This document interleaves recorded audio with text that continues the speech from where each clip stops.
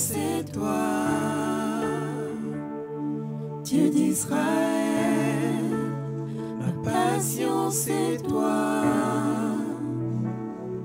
Dieu d'Abraham. Ma passion, c'est toi,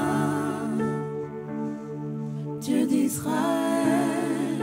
Bonjour, bonjour à tous mes bien-aimés, bienvenue sur Passionnés de Jésus-Christ. C'est encore une grâce, un privilège pour moi d'être des vôtres. Je suis votre sœur Liviane Guetta et aujourd'hui, nous allons partager sur la nécessité pour nous d'exercer notre autorité sur le monde des ténèbres, sur les maladies et sur toute forme d'infirmité. Pourquoi? Parce que notre Dieu est un Dieu d'autorité. Et durant le ministère terrestre de Jésus, on a vu de fond en comble comment notre Seigneur a exercé son autorité à plusieurs reprises sur le monde des ténèbres, à plusieurs reprises sur les maladies, à plusieurs reprises sur les démons. Et vous allez vous rendre compte que depuis Matthieu 5, 6, 7, Jésus était en train d'enseigner ses disciples sur la montagne. Et c'était des temps d'enseignement et théorique comme pratique. Donc lorsqu'il finit d'enseigner, il exerce de son autorité.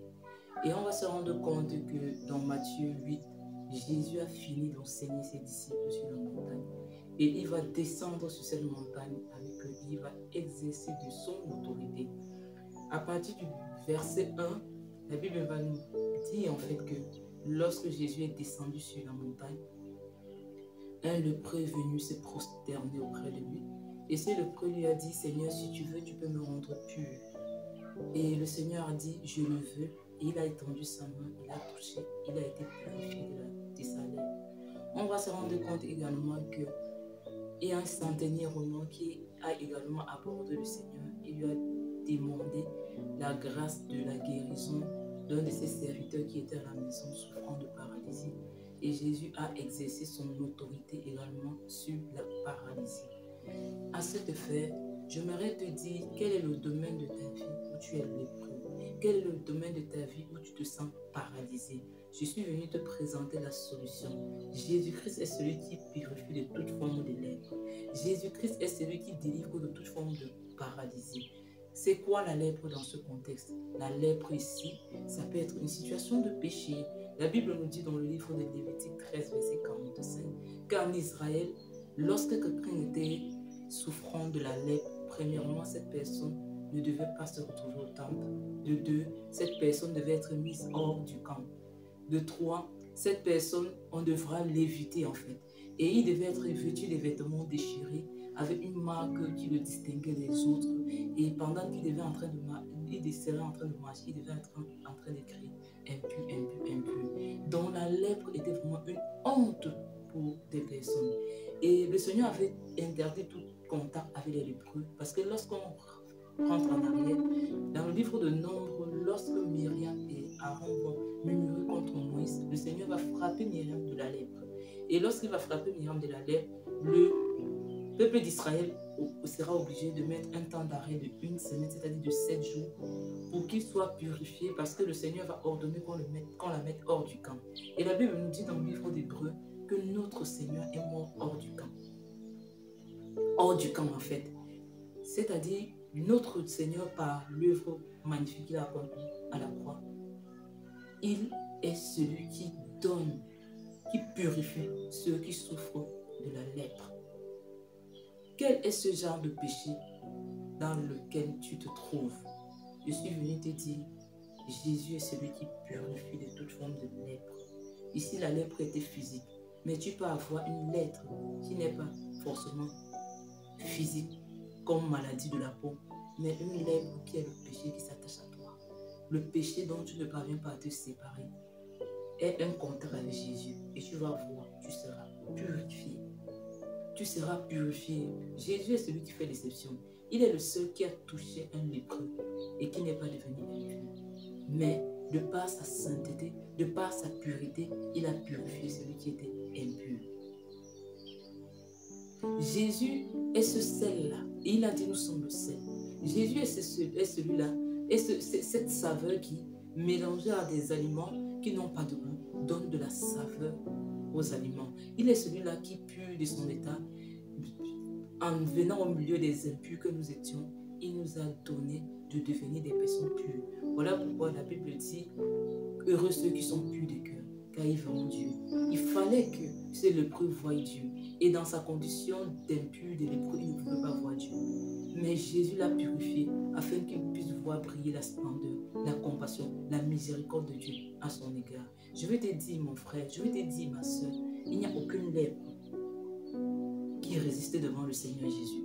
Parce que c'est celui qui a eu la victoire sur toute forme de lèpre.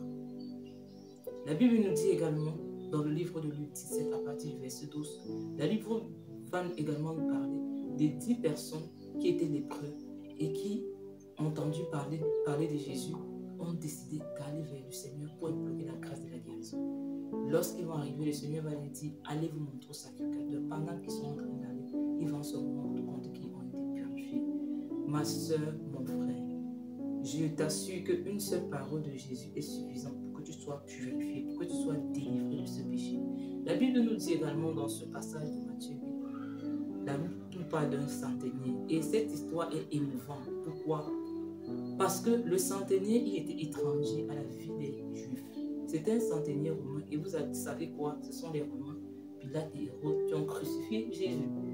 Et le centenier a eu la grâce de voir comment le Seigneur opérait dans le surnaturel. Il a eu la révélation que cet homme que je suis en train de voir, il est Dieu. Parce que lorsque le centenier vient présenter son cas, il dit au maître que tu n'as pas besoin de te déplacer. Il a eu la révélation que cet homme-là était omniscient, omniprésent, omnipotent. Il a eu la révélation qu'il était Dieu et qu'il n'avait pas besoin de se déplacer pour arriver dans sa maison afin de guérir son serviteur. Qu'une seule parole sortant de sa bouche ne peut pas retourner à lui sans avoir accompli ce pourquoi il est sorti. Et voilà pourquoi dans Matthieu 4, il est dit, l'homme ne vivra pas de pain seulement, mais de toute parole qui sort de la bouche de Dieu. Celui-là a dit, Seigneur, je n'ai pas besoin que tu touches mon serviteur, mais si tu parles, si tu dis un seul mot, mon serviteur sera guéri. Nous voyons alors que Dieu n'est pas seulement un Dieu de près, il est un Dieu de près, il est un Dieu de loin. Et la dimension dans laquelle il opère, c'est dans la dimension de sa parole. Il suffit tout simplement que le Seigneur parle et la parole ne retourne pas à lui sans avoir accompli ce pourquoi il est sorti. La Bible nous dit dans le livre de Somme que l'Éternel en parle et sa parole court avec vitesse. Oui, lorsque le Seigneur parle, sa parole court avec vitesse. Parce que lorsque le centenier est retourné, il a constaté que son serviteur avait été guéri. Et j'ai remarqué que ces deux personnes qui ont expérimenté la puissance et la gloire de Dieu, ils ont manifesté deux attitudes. Le premier, lorsqu'il est venu vers Jésus, il s'est prosterné. C'est l'image de l'humiliation. De dire, Seigneur, tu es le seul qui peut changer ma situation. De dire, Seigneur, tu es le seul qui peut me délivrer de ce péché. De dire, Seigneur, je ne peux arrêter la masturbation si tu me fais grâce. C'est l'image de quelqu'un qui se sent pauvre en esprit, qui sent qu'il n'a pas en lui les capacités de pouvoir faire comme Dieu veut. Il s'humilie, il adore celui qui a le pouvoir de le délivrer. Et celui-là le relève en le purifiant, en le guérissant. Lui, il s'est prosterné physiquement. Mais le centenier, il s'est prosterné dans le cœur. Pourquoi? Il va dire au Seigneur que viens et guéris-le. Le Seigneur dit, je viendrai et je le guérirai. Il va dire au Seigneur que je ne suis pas digne. C'est-à-dire, ils ont reconnu que rien de bon ne peut sortir devant le Dieu bon, le Dieu véritable. Et lorsqu'il va dire au Seigneur que je ne suis pas digne, je ne suis pas digne, ça veut dire que, c'est-à-dire ta puissance, ta présence, ta magnificence, ta sainteté est telle que je ne suis même pas digne. Ma vie n'est pas une vie qui me donne digne d'avoir accès à ta présence chez moi. Il dit, Seigneur, tu n'as pas besoin de te déplacer. Dis un seul mot. Donc, il s'est humilié. C'est-à-dire, il a reconnu la divinité en cet homme. Il a reconnu la suprématie du Seigneur Jésus. Et lorsque on reconnaît la grâce, lorsqu'on reconnaît la puissance salvatrice de Dieu, lorsqu'on reconnaît la gloire de Dieu, Dieu est excité. Il est prêt à opérer dans le surnaturel pour nous. Vous allez vous rendre compte que Jésus, lorsqu'il s'est retrouvé dans sa patrie, la Bible dit, il a fait peu de miracles. Pourquoi? Ils étaient méprisants à son égard. Il ne le reconnaissait pas comme Dieu ou comme le Fils de Dieu, mais il le reconnaissait comme le Fils du charpentier. Or, lorsqu'il opère dans le surnaturel, il a changé les casse-têtes. Il est quitté du Fils du charpentier au Fils de Dieu. Et celui qui l'honore, celui qui l'honore, celui qui le respecte, en fait, est en train de respecter Dieu. Et la Bible dit, Dieu honore ceux qui l'honorent. Lorsqu'il se sent honoré, il ne peut opérer que dans le surnaturel. Alors, mon frère, alors, ma soeur, cette situation qui te tient encore à cœur, tu as le choix entre l'attitude de ces deux personnes. Humilie-toi. Je ne parle pas seulement d'une humiliation physique, parce que nous pouvons nous agenouiller devant Dieu, mais au-devant, dans notre cœur, nous sommes debout. Pendant que tu mets tes genoux au sol, mets aussi ton cœur au sol. Le Seigneur est avec celui qui a un esprit brisé. Le Seigneur relève ceux qui s'humilient. Il relève ceux qui s'humilient d'un cœur sincère. Qu'importe la situation, il te relèvera. Seigneur, je te dis merci. Seigneur, je te rends d'infinies actions de grâce pour ton amour, pour ta miséricorde, pour ta puissance et pour ton autorité. Papa, merci Seigneur de te souvenir de cette personne qui, Père éternel, est en train de débattre avec une situation de péché. Le Dieu qui purifie toute forme de lèpre, c'est toi. Père éternel, regarde à la lèpre de ce frère, de cette soeur, qui a un péché qui la retient. Qui le retient captif, et accorde-lui la délivrance. Accorde-lui la délivrance. Papa, tu entends comment dans son cœur il dit que je ne peux pas, je n'ai pas la capacité. Tu es le Dieu qui accorde la capacité à ceux qui reconnaissent en eux qui n'ont point de capacité, parce que tu es notre capacité à nous. Seigneur, je te bénis. Seigneur, je te rends grâce. Merci de recevoir l'honneur, la gloire, la puissance et la magnificence dans le précieux nom de Jésus-Christ. Amen. À très bientôt pour un nouvel épisode. Je vous aime de l'amour de Jésus. Soyez bénis, mes frères, mes sœurs. Ma passion, c'est toi, Dieu d'Israël. Ma passion, c'est toi, Dieu d'Abraham. Ma passion, c'est toi, Dieu d'Israël. Ma passion, c'est toi,